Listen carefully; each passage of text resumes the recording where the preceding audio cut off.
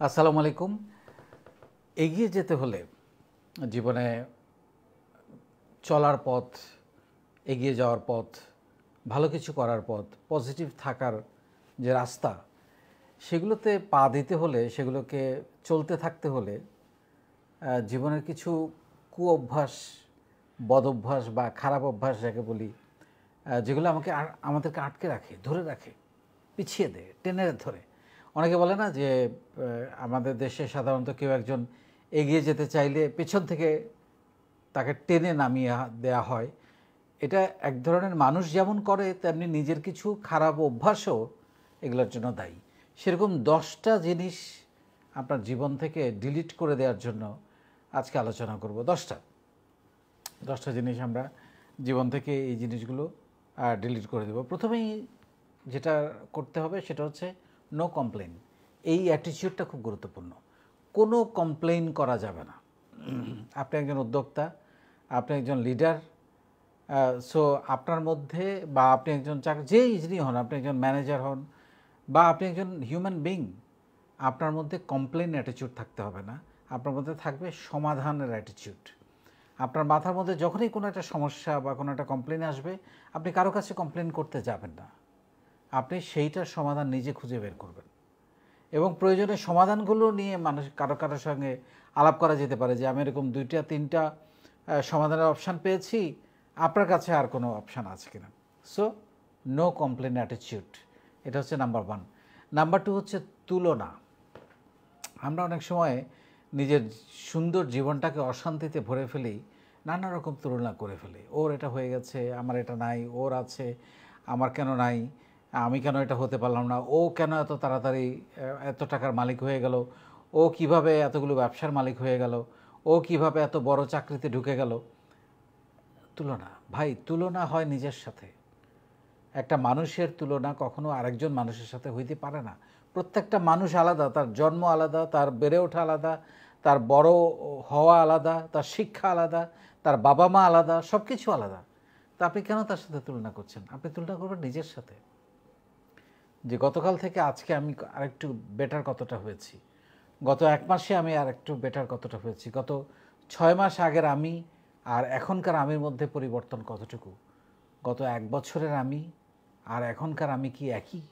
তাহলে বোঝা যাবে যে আপনার এই তুলনায় আপনি অনেক পিছিয়ে আছেন। যদি একই থাকেন বা পিছিয়ে পড়েন, আপনার পরিবর্তনটা ওইখান থেকে বের করতে হবে, নিজের সাথে তুলনা। শুধু অন্যের অর্জনে নিজের খুশি কেড়ে নেয়া, কার কী হলো, আমার সেটার জন্য আমার জীবন শেষ। তারপরে রেজাল্টের পিছনে, হ্যাঁ ভাই, পরিশ্রমটা দেখেন আপনি। আমরা সবসময় ওই যে পরীক্ষার রেজাল্টের মতো রেজাল্টের পিছিয়ে ছুটছি এবং ভুল মানুষকে ফোকাস করা। এই যে আপনি যখন তুলনা করবেন, তখনই আপনি ভুল মানুষের ফাঁদে পড়বেন। নিজের সাথে তুলনা করেন। নাম্বার 2। 3 নাম্বার হচ্ছে আপনার যে কোনো রকমের হেরে যাওয়া, পড়ে যাওয়া, লস হওয়া, ব্রেকআপ হওয়া, ভেঙে পড়া, এইটার জন্য আপনি অন্য কাউকে ব্লেম দেবেন না, নিজেকে। আমার কথায় ভুল ছিল, কাউকে ব্লেম দেওয়া যাবে না যে ওর কারণে আমার এটার হয়েছে, ওর কারণে আমার রেজাল্ট ভালো হয় নাই, ওর কারণে আমি ফ্লাইট মিস করেছি, ওর কারণে আমি এই টেন্ডারটা পাই নাই, ওর কারণে আমার চাকরিটা হয় নাই। স্ট্রং, কোনো কারণ নাই, কোনো মানে কাউকে কোনো ব্লেম দেওয়া যাবে না। ব্লেমটা নিজেকে দিতে হবে। আমার কি কি ভুল ছিল, আমি কি কি করি নাই, আমি কি কি জায়গায় আমার স্কিলসের অভাব আছে, কোথায় কোথায় আমি পিছিয়ে আছি, সেগুলো আইডেন্টিফাই করে সেগুলো কারেকশন করতে হবে। সো নিজের কোনো অপ্রাপ্তির জন্য বা নিজের কোনো দুর্বলতার জন্য, নিজের কোনো না পাওয়ার জন্যে আরেকজনকে ব্লেম দেওয়া যাবে না। এখন আপনি যদি সফল হন, একদম উল্টাটা, 360 ডিগ্রিতে যদি বলি, আপনি ভালো করেছেন, তার ক্রেডিট আপনি সবাইকে দেন। সেই ক্রেডিট আপনি একা নিতে যায়েন না, সবাইকে দেন যে এই সফলতার জন্য আমি সবার কাছে কৃতজ্ঞ। এবং কৃতজ্ঞ হওয়াটা খুবই গুরুত্বপূর্ণ। আপনার লাইফে কার কার অবদান আছে এগিয়ে যেতে, একটু পরামর্শ দিতে, একটু হয়তো থাকতে দিয়েছে, একটু খেতে দিয়েছে, একটু বুদ্ধি দিয়েছে, পরামর্শ দিয়েছে, মাথায় হাত বুলিয়ে দিয়েছে, পিঠে চাপড় দিয়ে বলেছে যা বাবা এগিয়ে যা, পারবি তুই।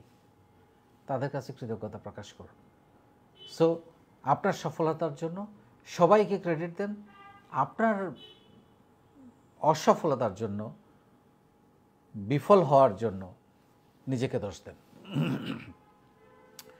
5 নাম্বার, সেটা হচ্ছে গসিপিং। ডেঞ্জারাস একটা রোগ।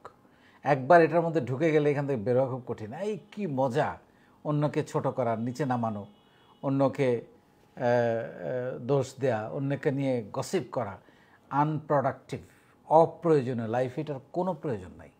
এইসব যারা করে প্রয়োজনে তাদের সাথে মেলামেশা বন্ধ করে দেন। গসিপিং লাইফে কোনো ভ্যালু অ্যাড করবে না নেগেটিভিটি ছাড়া। এরা নেগেটিভ মানুষ, এরা জীবনে কোনো দিন কারো ভালো চায় না, জীবনে নিজেরাও কিছু করতে পারে নাই, অন্যকেও কিছু করুক, অন্য ভালো কিছু করুক সেটাও তারা চায় না। সো এইখান থেকে বেরিয়ে আসতে হবে গসিপিং। 6 নাম্বার, যে কোনো কাজে মাঝখান থেকে ছেড়ে দেওয়া যাবে না। যেটা আমি সবসময় বলি, ডোন্ট গিভ আপ, লেগে থাকতে হবে। লেগে থাকাটা যে কোনো কাজের, এবং লেগে থাকাটা আমি নিজের বলার মতো একটা গল্প ফাউন্ডেশনে আমার ছেলেমেয়েদেরকে এতটাই শিখিয়ে দিতে পেরেছি যে তারা শিখে গেছে কীভাবে কোনো একটা কাজের পেছনে লেগে থাকতে হয়। এবং আমরা তো গত 7 বছর 2 মাস ধরে প্রায় এই প্রশিক্ষণ দিয়ে যাচ্ছি টানা বিরতিহীনভাবে লেগে থাকে, এবং সেটার রেজাল্ট আজকে আমরা পাচ্ছি। প্রায় 19 লক্ষ মানুষ এটার সঙ্গে কানেক্টেড। আরেকটা হচ্ছে নির্ভরতা।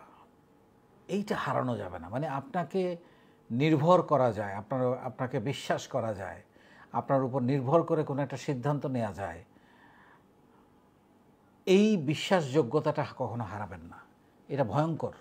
এটা যদি মানে একবার নষ্ট হয়ে যায় যে এই মানুষটাকে নির্ভর করা যায় না, লাইট, ফেক, হালকা, শেষ, সব শেষ।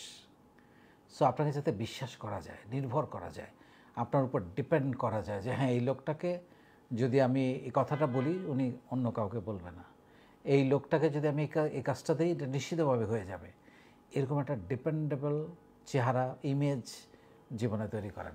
খুব গুরুত্বপূর্ণ, খুবই গুরুত্বপূর্ণ। আই টেল ইউ, এটা খুবই গুরুত্বপূর্ণ। অন্যের বিরক্তির কারণ না হওয়া। আমরা নানান কারণে ইরিটেট করি মানুষকে, কথা বলার সময়, ইন্টারাকশনের সময়, কমিউনিকেশনের সময় মানুষকে নানানভাবে ছোট করে, অপমান করে, তুচ্ছতাচ্ছিল্য করে, হালকা করে কথা বলে ফেলি। এটা অনেকটা বিরক্তির কারণ হওয়া। বা রিপিটেশন, একই কথা বারবার বলতেই আছে, থামে না। টপিক একটা শুরু হয়েছে, সো সেই টপিক আর থামতে চায় না। এটা অন্যের বিরক্তির কারণ যেন না হন, এটা খেয়াল রাখবেন সবসময়। 9 নাম্বার যেটা, সেটা হচ্ছে অদক্ষতা। এটা ডেঞ্জারাস। মানে কেউ যদি বুঝতে পারে আপনি স্কিলড নন, আপনি কোনো বিষয়ে আপনার কোনো দক্ষতা নাই, আপনি সুন্দর করে কথা বলতে পারেন না, আপনি ভালো কমিউনিকেশন করতে পারেন না, আপনার মধ্যে লিডারশিপ কোয়ালিটি নাই, আপনার মধ্যে ইমোশনাল ইন্টেলিজেন্ট নাই, আপনার মধ্যে কি বলে এটাকে, যে কোনো একটা বিষয়ে ইংরেজি বলেন বা ডিজিটাল মার্কেটিং বলেন, বা যে আপনি যে কাজটা করেন, অ্যাকাউন্টিং বলেন, সেলস বলেন, মার্কেটিং বলেন, যেই কাজটা আপনি করেন সেই ব্যাপারে আপনার কোনো দক্ষতা নাই, এটা যদি কেউ একবার বুঝতে পারে, ডেঞ্জারাস, মানে আপনার শেষ। সো অদক্ষতাটা নিজের জীবন থেকে ডিলিট করে ফেলতে হবে। রাখতে হবে কি, দক্ষতা। এবং আমি সবসময় এই কথাটা বলি, আপনার কত বয়স সেটা গুরুত্বপূর্ণ না, প্রতি বছর আপনাকে কিছু না কিছু শিখতে হবে। আপনি যে অবস্থানেই থাকেন না কেন, যত সফলই হন না কেন, যত উপরেই ওঠেন না কেন, আপনাকে প্রতিনিয়ত শিখতে হবে, স্কিল ডেভেলপমেন্ট করতে হবে। অ্যান্ড ফাইনালি, অসততা। কেউ যদি একবার বুঝতে পারে আপনি মানুষ হিসাবে অসৎ, আপনার সঙ্গে ডিল করবে না কেউ, আপনাকে বিশ্বাস করবে না। আপনাকে সামনে হয়তো কিছু বলবে না, কিন্তু পেছন থেকে আপনাকে বাজে কথা বলবে। আপনার কত সম্পদ আছে অসততা করে, নো ম্যাটার, হু কেয়ার্স। কিন্তু আপনি এই পরিচয়টা আপনাকে বিদীর্ণ করবে, আপনাকে ধ্বংস করে দেবে। মানুষের কাছে বিশ্বাসযোগ্যতা হারাবে, আপনার এই সম্পদের ভ্যালু জিরো যদি এটা অসৎ উপায়ে অর্জন হয়, জিরো। কেউ মূল্যায়ন করবে না আপনাকে, সুযোগ পেলেই আপনাকে আঘাত করবে, কটাক্ষ করবে, অপমান করবে, পদদলিত করবে। সো অসৎ পথে কোনো কিছু রোজগার করার চিন্তা নিজের জীবন থেকে ডিলিট করে ফেলতে হবে। সো এই 10টা জিনিস আমি আজকে আপনাদেরকে বললাম, এগুলো যদি মেনটেন করা যায়, আমার মনে হয় যে জীবনে ভালো থাকা, এগিয়ে যাওয়া আর পথগুলো অনেক সুগম হয়। এবং সবচেয়ে বড় কথা হচ্ছে যে নির্ভেজাল খুশি থাকা যায়। অনেক ধন্যবাদ।